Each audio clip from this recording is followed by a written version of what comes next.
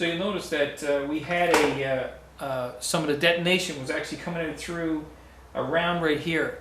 This is where the head, the gasket, there's a brass gasket in here, and that's leaking. I actually had these heads off, cleaned up some things inside and stuff, and tidied up some of the carbon and things in there. And when I put it back on, I torqued it in and heated the engine and torqued it again and heated the engine and torqued it again 4 times. But it seems this bike hasn't been running in a little while, and like a couple of months, so it looks like it needs to be torqued again. So we'll do that now.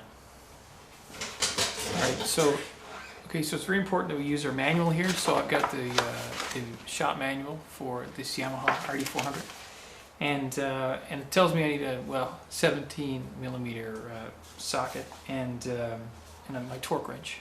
So get yourself a good torque wrench. And it says here in my manual that I need to tighten these at 15 pound-feet. So we want to do it in a diagonal kind of way across the head.